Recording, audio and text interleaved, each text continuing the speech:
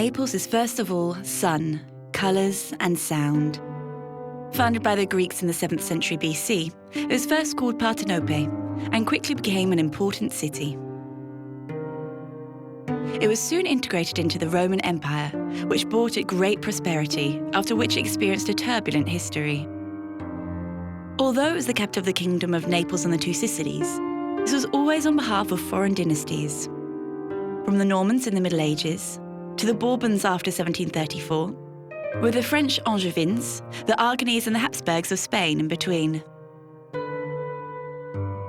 Today, it is the third largest city in Italy, with 2 million inhabitants, and is located in the centre of a region with 4 million people. Nestled in the heart of a protective bay, it is nevertheless under constant threat from earthquakes and possible eruptions of Vesuvius. The volcano periodically awakens and is now under high surveillance. At the slightest danger, the authorities will have only a few days to evacuate the 4 million inhabitants of the area. The ancient city is punctuated by numerous squares, which sometimes have irregular shapes, but contain fountains that for a long time were the only water supply points for the population. Most of the times, the fountains were gifts from rulers or the powerful men of the city, as was the case here, with the fountain of Monteoliveto, commissioned by one of the Spanish viceroys at the very end of the 17th century. This fountain owes its name to the very large convent that once faced the square, which belonged to the Order of the Olivetans. Founded in the 15th century, most of its buildings have now been occupied by state offices, the post office, and even the police.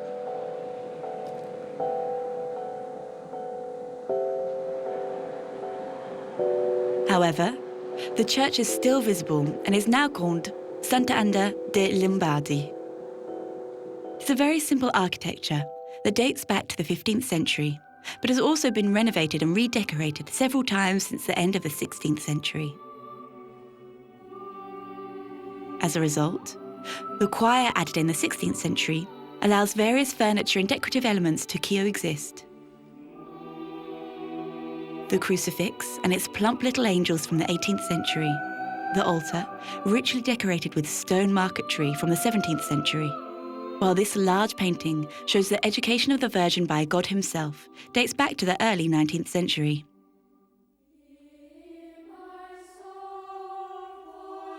All along the walls, the frescoes that recount episodes from the life of Saint Benedict are from the 16th century.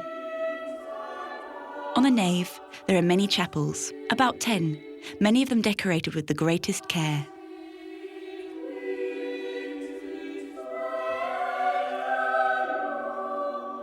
Naples have many examples of Baroque art, and Sant'Anna is no exception.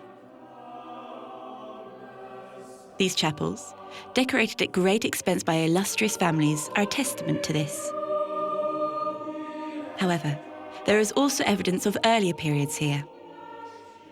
This fresco, preserved on the wall of the chapel to the left of the choir, dates back to the 15th century and is by an anonymous painter. It is a traditional representation of the Virgin and Child, surrounded by 2 saints. The style is still Gothic, marked by the youth and elegance of the Virgin and characteristic almond-shaped eyes. Just below, there is a Christ of Sorrows, shown with various objects from the Passion.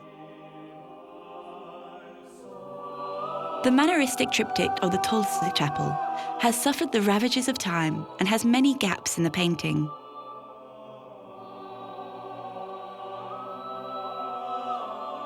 There is an extraordinary work in this church, or more precisely in the chapel of an oratory that is behind it. This is the Lamentation over the Dead Christ, which was made by the sculptor Guido Mazzoni, originally from Modena in northern Italy, and called in specialty by King Ferdinand I of Naples for this commission. And indeed, Ferdinand I and his son Alfonso II lent their features to the 2 characters in the foreground. Guido worked on it for at least 5 years. It is truly an installation, with its 7 life-size characters that surround lying Christ. These once colourful terracotta sculptures are very expressive and convey every form of pain through the attitudes of their bodies and their facial expressions.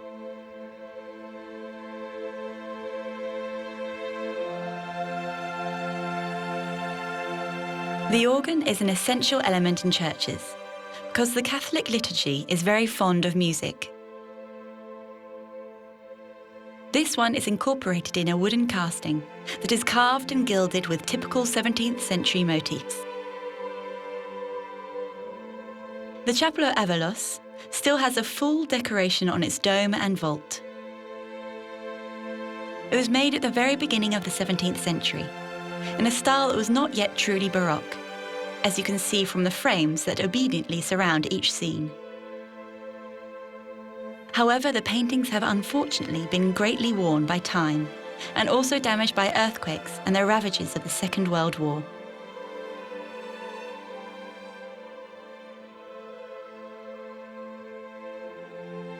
Don't forget to visit the old sacristy, which is accessible via a long corridor behind the choir. It was once the refectory of the former convent, decorated in 1544 by the Florentine painter Vasari.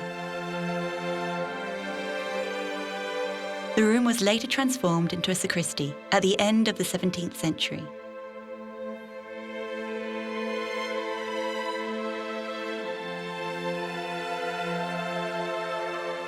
In the 19th century, after an earthquake, the choir of this sacristy was damaged once again. The altar was then redesigned and covered with marble cladding. The decorations on the back wall were also changed, with the addition of paintings depicting Cardinal St. Charles Borromeo in prayer surrounded by an Annunciation.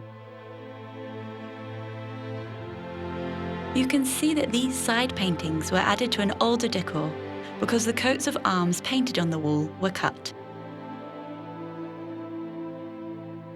What remains of Vasari's work is the magnificent decoration of the vault, which is characteristic of the Mannerist style that prevailed at the time. With stucco and paintings, he created a typical Renaissance compartmentalization of the vault.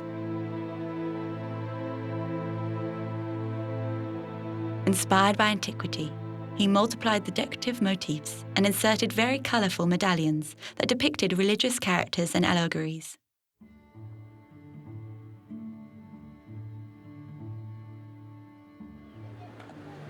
Looking up, you can occasionally spot a bell tower nestled amongst these narrow streets, announcing the nearby presence of a church. And in fact, this one announces one of the largest churches in Naples, San Lorenzo Maggiore, built at the end of the 13th century, during the reign of King Charles I of Anjou. The French influence is particularly visible in the very slender Gothic architecture of the choir, with the Renaissance altar in the centre. It depicts the saints that are worshipped in this Franciscan church: St. Lawrence, St. Francis of Assisi, and St. Anthony of Padua. The nave is quite simple and very bright, thanks to the large windows in the upper part of its walls. Below, the 16 chapels have very different decorations. These chapels were mainly used to bury the members of certain families, usually important ones, who made generous contributions to the church to obtain the right and help decorate the chapels. Here, for example, there are several funeral monuments of the Carmignano family, notably that of Camillo, built at the very end of the 16th century. He is portrayed in armour, carrying the cross of the Knights of Jerusalem, but seems to be lying nonchalantly in a very pleasant kind of half-sleep.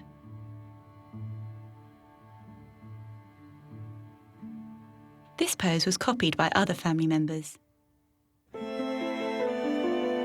This chapel also fulfilled the usual liturgical functions, and made it possible to perform services in memory of the family, as well as those needed by the church. which explains the presence of this consecrated altar. Some families were given permission to break through the wall between two chapels to have more space. This way, the altar could be larger.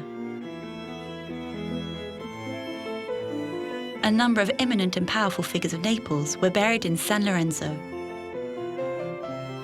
For example, Joanna and Charles of Durazzo, who tore each other apart over the throne at the end of the 14th century, are now facing each other for eternity in front of the chapel of St. Anthony.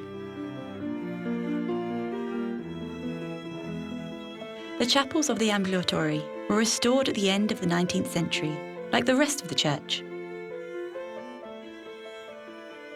They used the opportunity to rid them of their Baroque decorations in order to bring out the purity of Gothic architecture. They are thus much more straightforward than the Baroque chapels of the nave, and have no altars, just a sculpture or a painting in front of the bare walls. There are emblems everywhere that remind you that San Lorenzo was a Franciscan church. Also characteristic of Franciscan churches is a stone pulpit placed in front of a pillar in order to address the faithful. An additional small chapel was added underneath. Ludovico Aldemorisco, Admiral of the Kingdom of Naples at the beginning of the 15th century, used two chapels to house his sumptuous tomb, built by Antonio Piperno in 1421. Carried by warriors that are portraits of the Admiral's sons, the sarcophagus bears large reliefs showing the presentation of the Admiral to the Virgin, which resembles a court scene. It also has a large inscription epitaph.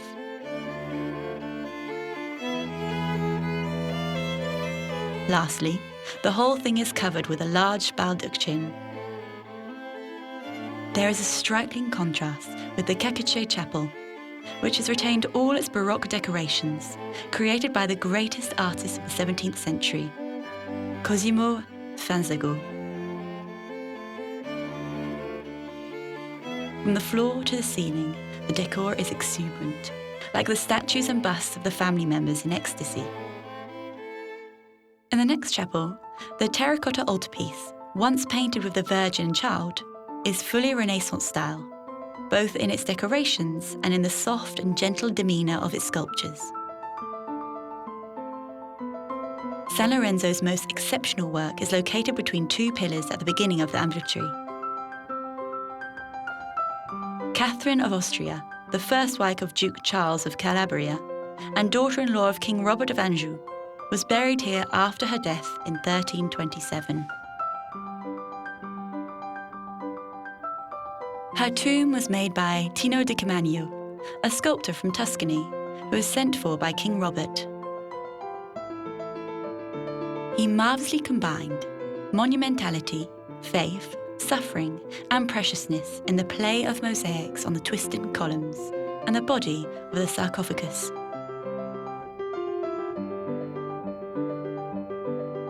Looking at the Chapel of St. Anthony from a distance in the transept, you can truly see the stark contrast between the sobriety of the classical Gothic architecture and the profusion of the Baroque style. Indeed, the chapel was completely redone in 1638 by Cosimo Fanzago with greatly luxurious marble, gilding and stucco to better frame the paintings. The one in the centre dates back to the 15th century and presents St. Anthony of Padua, surrounded by angels. He is one of the most famous and beloved Franciscan saints, and is the one you evoke when you are looking for something you have lost. All the decorations were conceived at the same time, including the angel candle holders and the crucifix.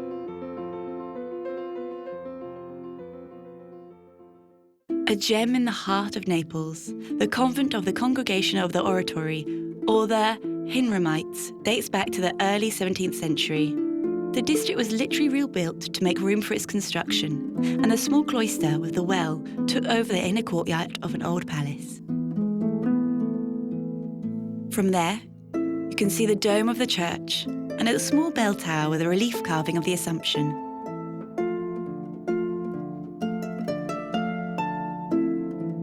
And a clock that sounded the services.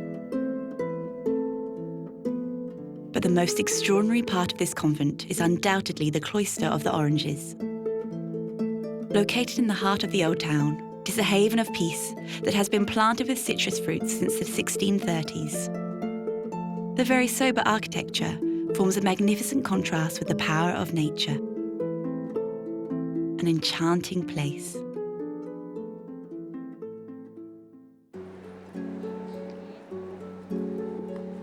The Chapel of Naples is dedicated to the Assumption of Mary, but more often people call it Duomo San Gennaro because it contains the relics of Saint Januarius, one of the great patron saints of the city.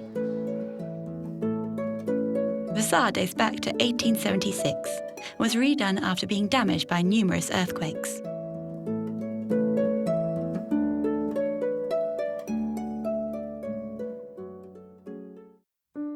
The interior is impressive in size, about 100 metres long. Starting from the original Gothic structure, many modifications were later made, such as the choir in the 18th century and the coffered ceiling commissioned by the Archbishop in 1621. The main altar beneath the large statue of Saint Januarius was completed in 1667. Made entirely of red porphyry, a semi-precious stone, it encloses a magnificent silver relief representing the translation of the saint's relics to Naples, made at the very end of the 17th century, in the purest Baroque style. The thing that makes the Duomo so famous is the large chapel dedicated to Saint January, or San Gennaro. The city has preserved the saint's relics for many centuries, but wanted to offer him a chapel to thank him for his many interventions. So, in 1527, the city's notables signed a notarized contract between the people of Naples, who they represented, and the saint, pledging to build a chapel and dedicate a treasure to him.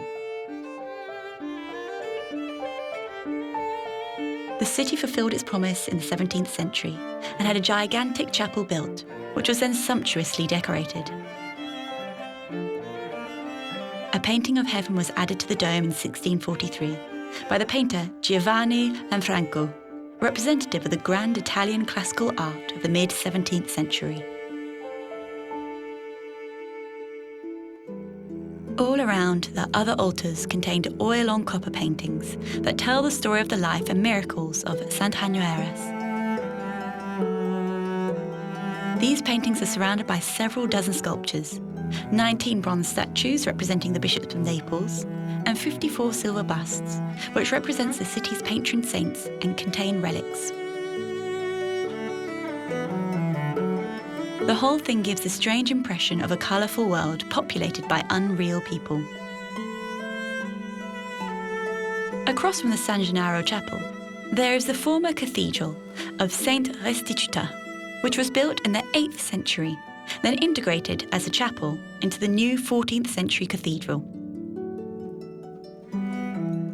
It therefore has all the characteristics of a church: 3 naves, a choir, and a rear facade. However, it was entirely redecorated in the Baroque era. Thus you have this great stucco drapery held up by a tribe of cherubs, opening onto a large fresco depicting the majesty of God.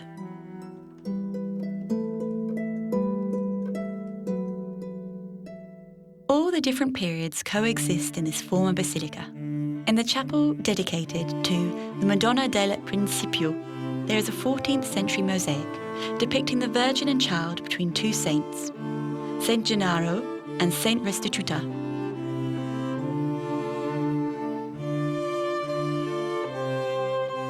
On the rear wall, a precious organ dating back to the mid-18th century stands on a tribune.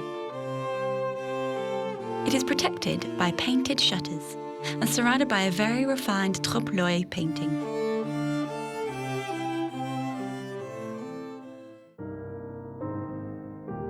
Close to the cathedral, the Pious Mount of Mercy was created at the beginning of the 17th century at the request of 7 Neapolitan noblemen who wanted to do charitable works. The painting by Caravaggio on the main altar of the chapel is the most important and best-known work in the church museum. Caravaggio, an Italian painter, revolutionized painting with his heightened realism and his use of chiaroscuro that he made into tenebrism. This enigmatic painting, one of the painter's most important, represents the charitable activities inspired by the works of mercy.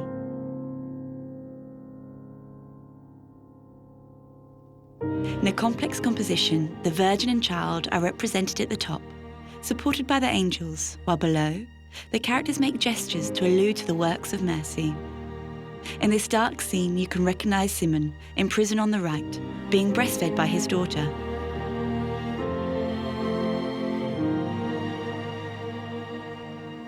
The work expresses a vision of reality through its strong contrast of light, which became a reference for painters, and was associated with a pious form of late Mannerist painting.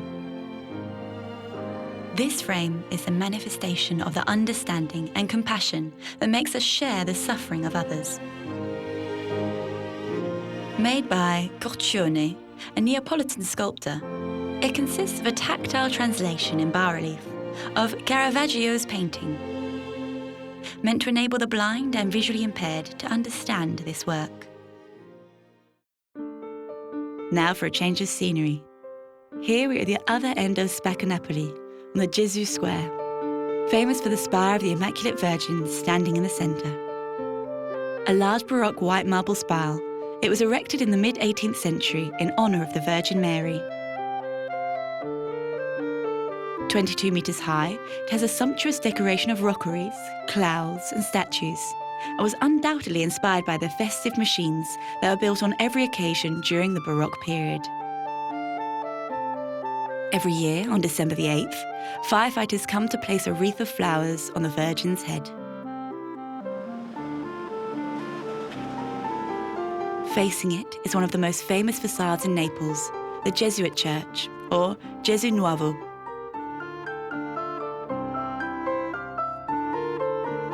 It in no way resembles a church facade, which is normal, because the Jesuit architect simply reused the facade of San Severino Palace, which was previously located there.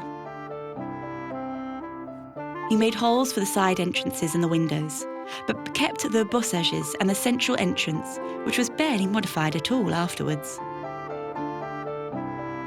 Each diamond-shaped stone on this 15th century facade bears symbols that have raised many questions. Legend has it that these mysterious symbols were linked to alchemy with magical powers. Perhaps they were just the stone-cutter's marks. The interior has impressive dimensions and luxurious decorations. Clearly, for the Jesuits, nothing was too beautiful for the Lord.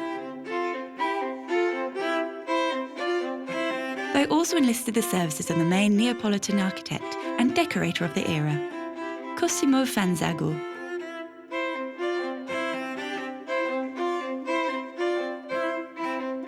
He designed the back of the choir, which houses a large statue of the Virgin of the Immaculate Conception that was made much later, but just as sumptuous. The very white marble evokes the purity of the Virgin, while the globe on which she rests is covered with lapis lazuli, a very expensive precious stone. To the left of the apse, the chapel of San Francesco di Geronimo irresistibly draws the eye. It has 2 large pieces of furniture, carrying a total of 70 reliquary busts. They were made at the end of the 17th century and have a spectacular visual effect. The Catholic Church was then in the midst of the Counter-Reformation and was fighting against Protestantism by emphasising its specific characteristics, in particular pilgrimages and the cult of the saints. The Jesuits were one of the most important orders in this struggle. Many statues occupy the niches of the chapel and the nave.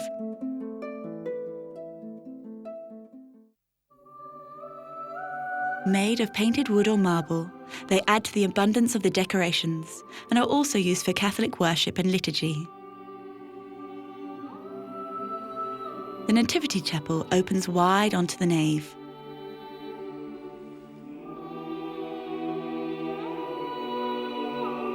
The Apostle St. Andrew, with his copious beard, and St. Matthew, writing his Gospel from the angel's dictation, have slightly contorted poses and turn towards the central painting representing the Nativity.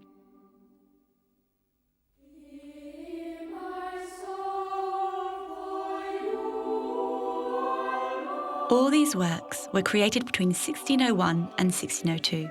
They're part of a broader collection of architectural elements, sculptures, and painting. All the arts come together to create a homogeneous and harmonious universe. Across from it, the Chapel of the Visitation is now dedicated to Joseph Moschetti, canonised in 1997 by Pope John Paul II. The statue and the relief under the altar recall the works of the Neapolitan doctor who died in 1927. Popular devotion remains strong, as you can see from the many ex-votos giving thanks in the shrine of St. Francis Xavier.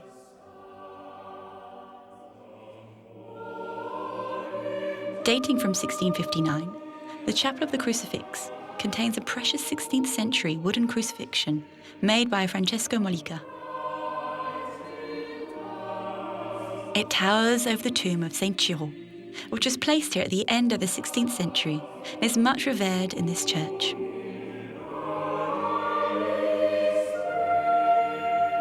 All the paintings on the dome and this triumphal arch that support it were redone in the 19th century after the reconstruction of the complex, which collapsed several times before.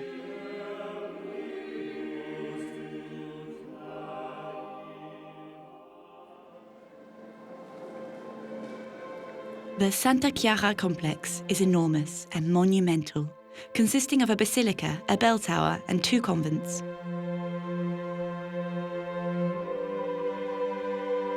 First, the bell tower built in the 14th century. This bell tower collapsed several times due to earthquakes, and the upper portion was not completed until the 17th century. This explains the importance of separating bell towers from churches, so they don't take down the church as well when they fall. Next, we enter the Basilica of St. Clare, a gigantic structure that was built at the request of King Robert of Anjou between 1310 and 1340. The facade has all the characteristics of the Italian Gothic style: a portico with a Gothic arch, and a large wall whose only opening is a rose window with a very refined design. On the long side, there are the Gothic windows of the lower chapels, and then the pillars that support the vaults in the upper section, separated by long windows. A more recent portal was later opened. The 130-metre-long nave of the Basilica of St. Clare is a large rectangular space, very clear and very simple at first glance. Guided by the side chapels, the gaze turns to the back wall, which corresponds to the choir of the church. 3 funeral monuments are attached to the wall. The one in the centre, the largest, was unfortunately badly damaged by a fire in 1943. It is the funeral monument of King Robert of Anjou, one of the most important king of Naples, who began the construction of this convent.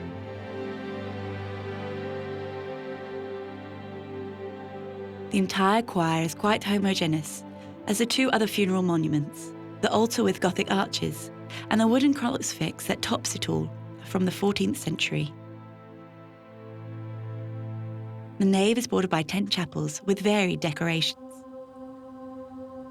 The Basilica of Santa Chiara continued to serve as a funeral basilica for the monarchs of Naples and the 2 Sicilies under the Bourbons. This chapel, which has recently its classical decorations, contains the tomb of several figures from the family. Philip was the oldest son of Charles III of Spain, King of Naples and Sicily, but was excluded from the succession because of his mental disability. He died at the age of 30 in Naples and was buried in an imposing tomb. Many princes and princesses of the family are also buried here.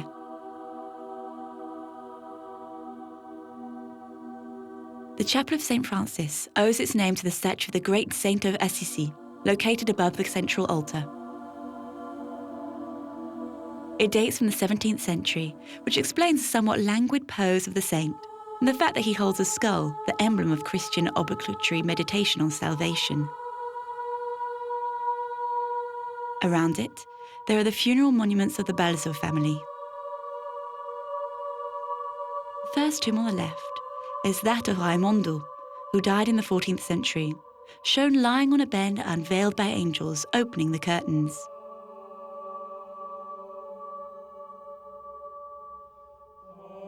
He can be seen on the sarcophagus, seated and presiding over a falcon hunt.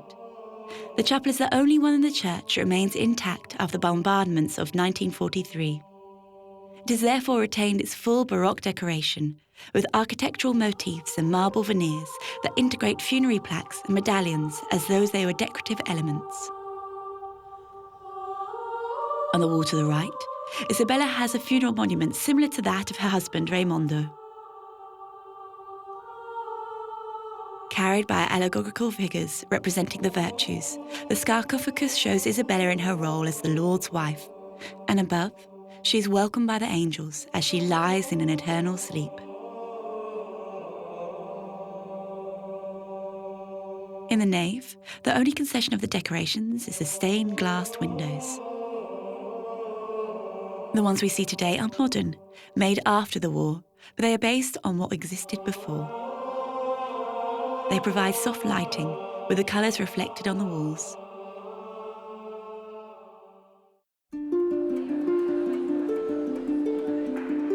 Piazza San Domenico is in the heart of Naples, at the intersection of the major axes of the Old City. It is marked by a Baroque obelisk, erected at the population's request to protect the city against the plague.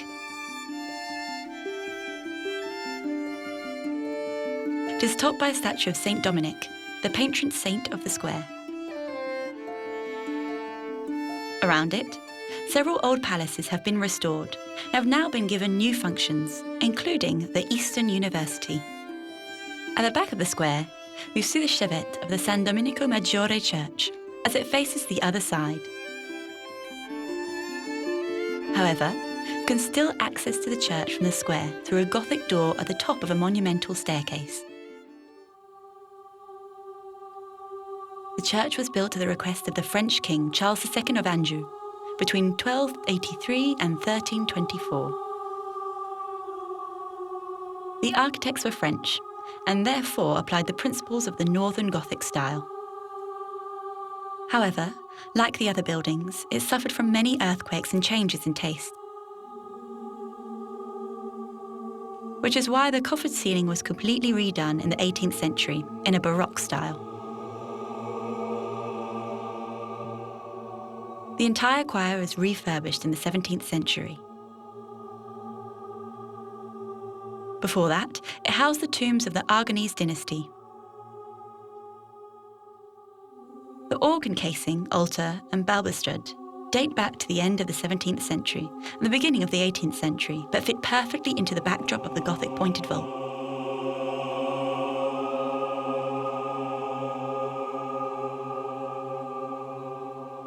The chapels have decorations from different periods. The decorations in the chapel of Our Lady of the Snows are mainly from the 16th century. Notably, the large central altarpiece built in 1536 by Giovanni da Nola. It shows the Virgin surrounded by St. John the Baptist, St. Matthew, and an angel. The Chapel of St. Nicholas was extensively renovated in the 19th century, but has retained its old altar and the painting depicting St. Nicholas that gives the chapel its name. He is surrounded by Christ and the Virgin, and by two of his miracles, the 3 children in the salting tub and the 2 golden vases.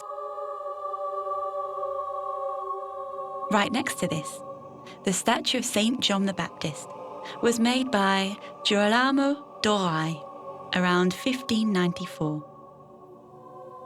The sculptor also made the funeral monument of Bernardino Rota, a member of the family who owned the chapel. He was a poet who worked for the court of Naples. His wife died after having given him 7 children. He then became a soldier, which explains the costume he is depicted in on his tomb.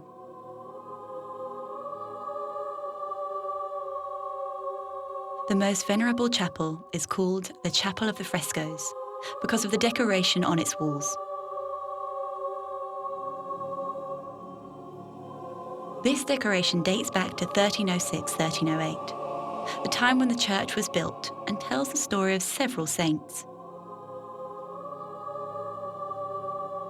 It was made by Pietro Cavallini, a Roman painter influenced by Giotto. Despite the errors in proportion and the lack of perspective, the artist manages to draw us into each story, thanks in part to the emotions expressed by the characters. One of the gems of San Domenico Maggiore is a small nativity scene in a fake grotto. The statues date from the early 16th century and truly express the power of the feelings that unite all these characters. The tradition of nativity scenes dates back to the Middle Ages, but was very successful in Naples. It became one of the city's great specialties, with works ranging from the most artistic to the most mainstream.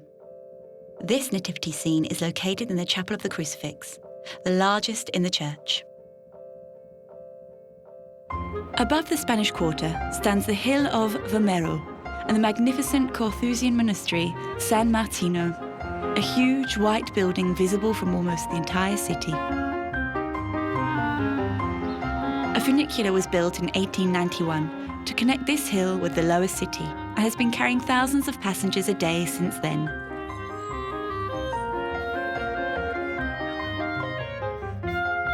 There are exceptional views of the city and bay.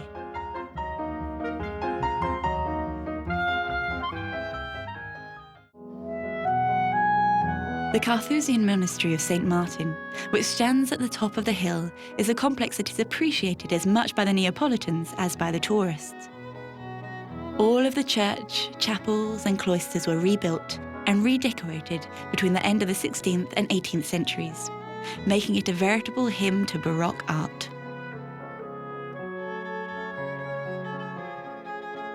Combining grace and serenity, the large cloisters allow for a pleasant stroll before you fall upon the walls of the monks' cemetery, artistically decorated with skulls that seem to speak to you.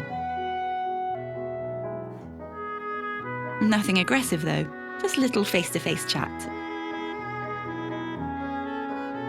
Below there are long arcaded galleries, and above there is a terrace that the monks' cells look out over. Each corridor of the cloister leads to a part of the monastery. The door is topped by a high relief representing various saints, including Saint Bruno, the founder of the Carthusian order, and Saint Martin, Bishop of Tours in France. Created by the great sculptor Cosimo Fanzago, they are highly characteristic of this Baroque art that is full of movement and emphasis. Nothing really prepares you for the shock of the church. Such an abundance, a profusion of decorations that it seems endless. The person in charge was Cosimo Fanzago, the architect, sculptor and occasional painter who was commissioned to rebuild the church in 1623. He provided drawings for the marble cladding on the walls and floor, the stuccos and even the gates that enclosed the chapels. However, he would not see the completion of his work because a violent conflict came up between the community and him in 1656, and he abandoned the project. His successor continued the work along the same lines. Fanzago preserved some older elements, such as the painting above the choir, which date back to the late 16th century. The frescoes are separated by gilded stucco frames that highlight the ribs of the vault or form refined decorations. The vault of the nave, on the other hand, was decorated around 1640. Manzango employed the painter Giovanni Lafrango, originally from Emilia, who embraced the idea of separating the paintings by framing, but in a different manner. Here, these paintings are part of a game in which reality and illusion mix.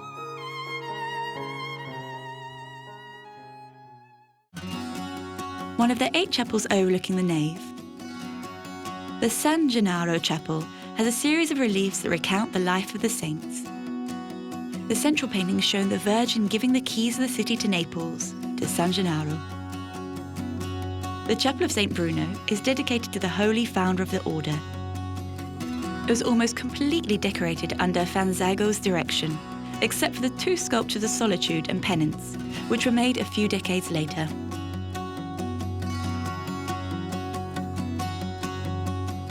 Across from it, the Chapel of St. John the Baptist has a similar composition because it was made by Fanzago during precisely the same era. In addition, there is also a small dome decorated with the triumph of St. John the Baptist, which adds to the overall warmth. The Chapel of St. Hugh is dedicated to the Bishop of Grenoble in France, who welcomed St. Bruno and his first disciples and authorised them to retire to the first Carthusian monastery. Altar is just as impressive as the rest, if not more so.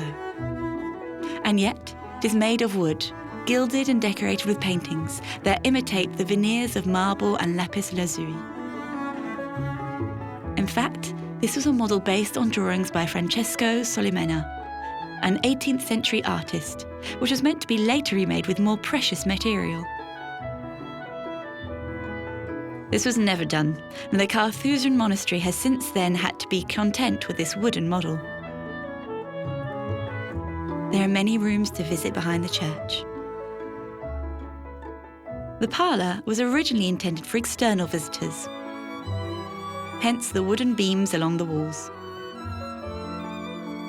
It is decorated with many paintings from the late 16th century, still made in the Mannerist style. They are surrounded by many rich decorative motifs. After the ceiling, where you see the descent of the Holy Spirit, there are scenes from the New Testament, surrounded by the figures of the prophets.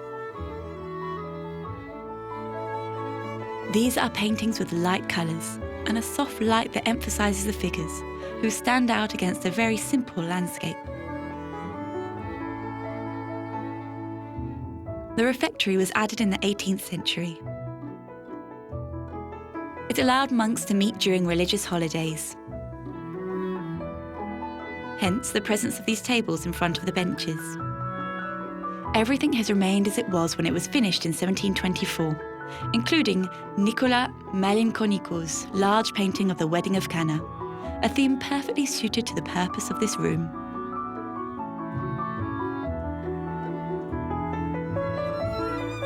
Behind it, a long corridor leads to the small cloister. The door is topped with a fresco depicting a Pieta. The very theatrical style concentrates on the pain that is felt by all the characters around Christ.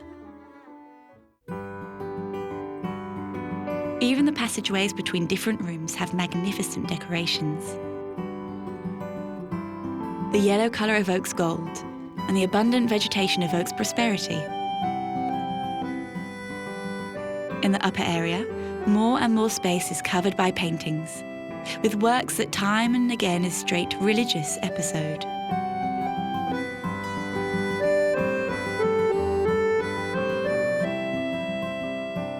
The small layman's choir was used by the monastery's servant monks. It contains magnificent stalls decorated with wooden marquetry that were made in 1520 and initially placed in the choir of the church. Above it, the paintings of religious scenes in large landscapes act as false tapestries.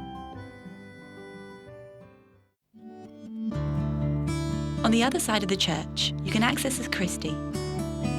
Here again, the corridor has abundant and varied decorations that give it the appearance of a palatial gallery or chapel. From the low cabinets with marquetry on their doors to the frescoes vault, the eye has trouble finding a place to rest. The marquetry of the furniture and the woodwork is one of the most famous works in this Carthusian monastery. You can't help but admire this perfectly preserved 16th century work.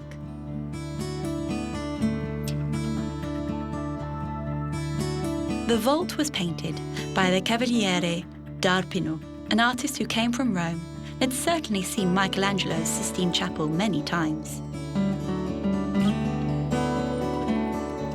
You can see the exact same layout here. The Cavaliere d'Arpinos also copied the contorted poses and forced muscularity of Michelangelo, who was still the great model for many painters at the end of the 16th century. The intermediate level features paintings integrated into the trompe-l'oeil decorations. All these decorations converge towards a large painting set in front of a famed structure, a bit like an altarpiece. The crucifixion was also painted by the Cavaliere d'Arpino. This sacristy leads to one of the most important chapels of the Carthusian monastery. The Chapel of the Treasury contains the most precious objects of the monastery, as its name suggests. The cabinets held liturgical dishes made of precious metals that were purchased by the monks or given by the faithful. Unfortunately, these were melted down at the end of the 18th century to finance the war against France. At the back, in the apse, the relics enshrined in wooden and gold reliquaries are its most important treasure. The whole thing dates from the end of the 17th and beginning of the 18th century. But the central painting, Pieta, was painted by the Spanish artist José de Ribera in 1637. There is a striking contrast with the radiant clarity of the vault, painted by Luca Giordano in 1704.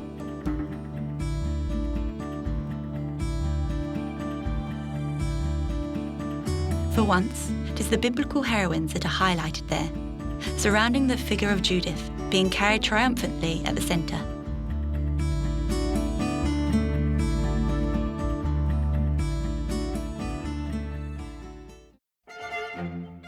With an exceptional religious heritage, Naples is more than just its churches.